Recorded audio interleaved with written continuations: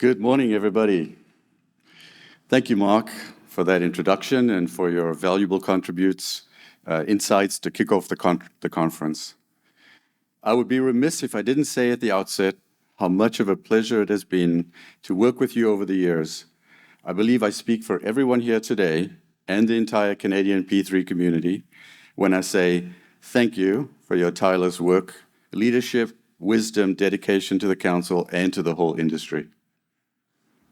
As both a member of the Council's board and executive, as president of Aecon Concessions, and generally a career-long P3 junkie, this annual conference is permanently circled in my calendar with much anticipation. Aecon is proud to be this year's diamond sponsor, demonstrating our deep commitment to this premier event and to the industry, to bringing together year after year our valued partners, clients, colleagues, and friends. This year marks an incredible 30 years, more than a generation of P3s, and incidentally, one full concession term, about to be renewed, right? I've been here for many of those years, and while the hairline has obviously receded, my passion for P3s and the value they bring has not.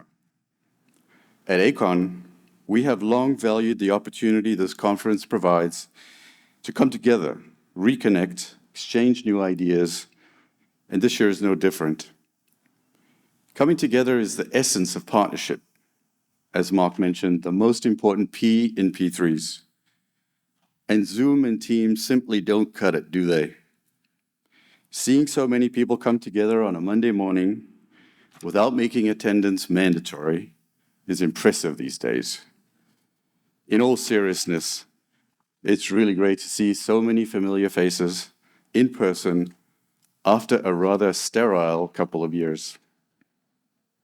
To me, building personal relationships and connections and nurturing business-to-business connections over endless rounds of coffee is what makes this conference so valuable.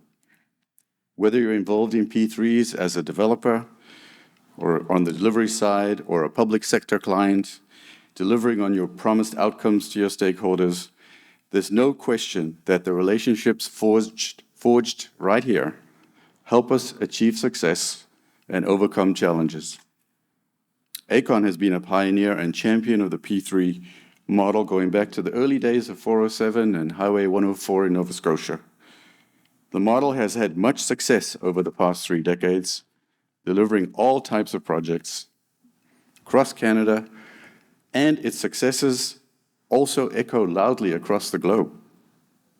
So many of the hospitals, roads, highways, bridges, schools, courthouses, water infrastructure, transit networks, and the list goes on, over the last 30 years have been delivered using P3s.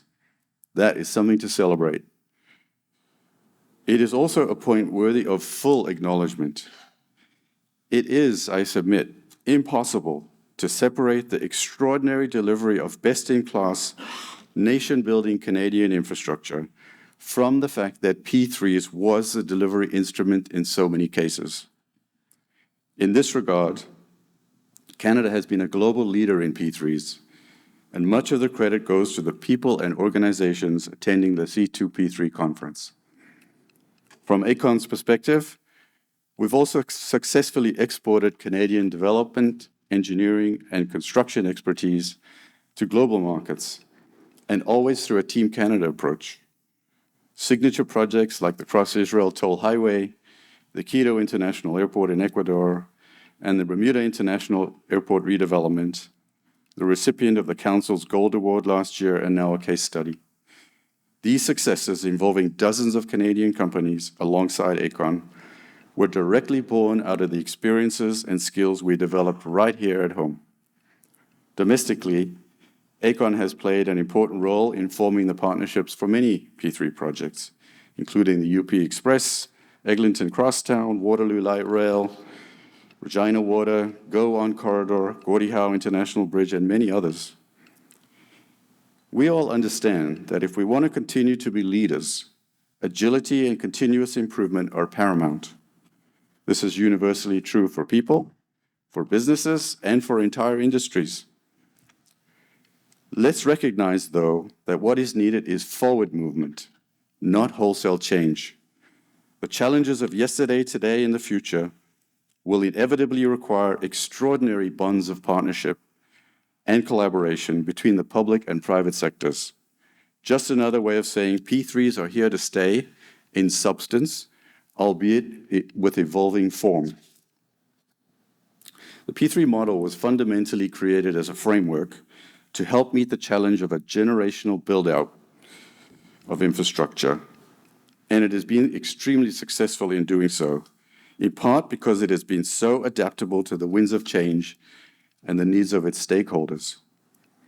Challenges presented by the larger and more complex projects have been met by a commitment to ever greater collaboration and willingness to be innovative, and also by being brutally honest with each other about risk and realistic about cost, always in the spirit of partnership.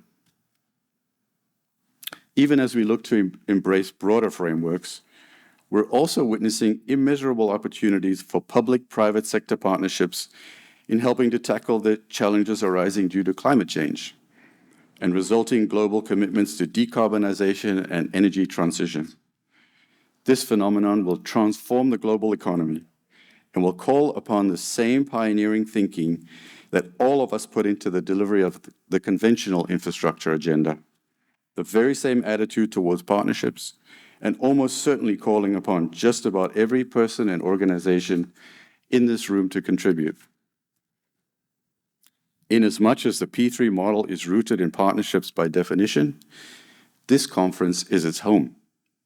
Most importantly, this gathering reinforces the notion that it is the people that are fundamental to the partnerships.